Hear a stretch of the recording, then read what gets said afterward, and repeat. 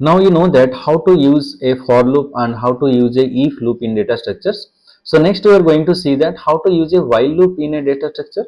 So while loop also is very similar to that using a for loop or if loop in a data structure. So in this problem what we are going to do here, what I am going to write a program for is, so we will create a list, and in the list we will try to whatever the numbers are there in the list, we will try to add the sum of the numbers, means we are going to find the sum of the numbers using a while loop. So how to do, let us do. So I'll take a list here which is whose variable name is number, and then let me write some numbers here. So I am just taking random numbers, it's not in sequence, fine. So after that what I need to do, I need to find the total sum. So for that I cannot use the variable sum here because it's an inbuilt function. You can see it is coming in green color. So I will write total here. So total equals to 0. I will just take initialize that. For that I can easily calculate inside a while loop. Fine. So next is I will take a index here to know that what is the index I am going to calculate of the list. So I will just take the index value also is equals to 0. So why I am taking the index? So let me write numbers, and in the numbers if I write 0, and if I run it, so it's printing 1 for me, fine. If I write here let's say 2, then it is printing 4. So 0 1 2, so 2 place is 4. So that's why I'm just taking the index so that I can iterate through each and every value. So next we are going to write a while loop there. So while, what we are going to do, index is less than what, less than length of numbers, fine. So what it will do, it will check whether the index value is less than numbers, less than length of the number. Now let us do one thing. So before we write this, so let me tell you that what is the use of this length. So if I just print length of numbers, so it's printing 6, right? 1 2 3 4 5 6.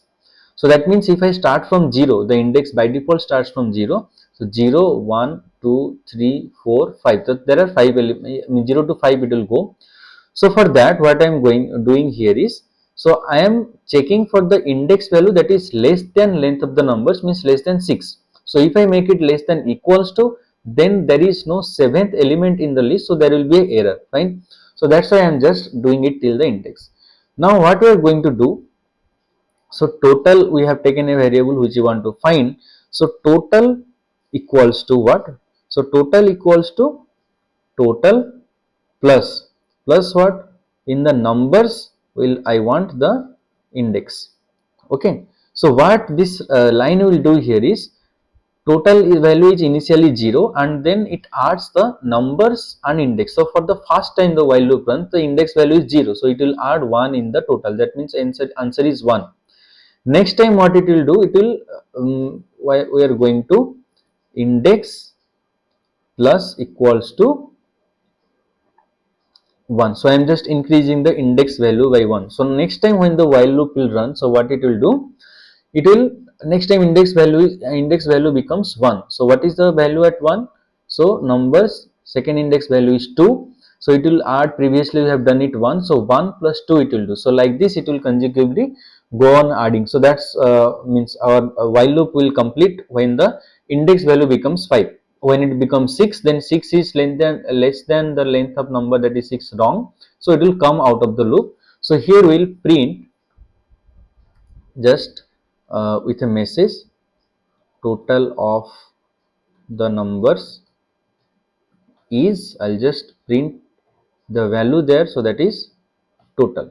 Okay, now let us run this code. So see here what it has done, it has added 1 plus 2 plus 4 plus 5 plus 7 plus 10. So all this value it has been added and the answer is 29 here, fine. So this is how you can easily use a while loop in a list. So we'll see another example as well. So in this example what we are going to do, we are going to check a condition and in a list, fine. So let me take again one number here, one variable. So here I am going to, let's say, give 20, 10 40, let's say 50, then 70, let's say 100, then 120. So some random values I have taken. So here what we are going to do, we are going to check If the number is less than some value, then you print the number, or else no need to print the number. So let's consider that we want to print if the number is less than 70, or else we don't print that. So how to do that? So I need a index value here, so let me take index is equals to 0 here, and then I'll write the while loop. So while index, and the index I will sorry, so I am going to check number of index. Okay, while this value number index is less than, let me take 70 here, is less than 70, then what I am going to do, I am going to print the value. Which value? I am going to print number index. Fine, sorry. So I am going to print number index. Let me write the program, then I'll explain what is happening here. And then we are going to increase the index value there. So index plus equals to 1. So what will happen first time? What is the index value? 0 here. So number index. So number 0th index value is 10. So 10 is less than 70. So it will print the value there. Okay. Next, it will the index value will increase by 1. So index value becomes 1. Now at 1 index, what is the value? 40 is the value. So it will print 40 again. Again the index will increase. So like this it will increase up to index, when it is index value will be equal to 0, 1, 2, 3. At 3 the value is 70, and 70 is less than equals to less than 70, the condition is false, then it will come out of the loop. So if I just run this code, so see here some error is coming.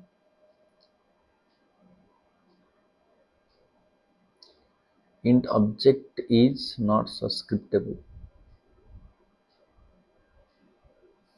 So here the error should not be error.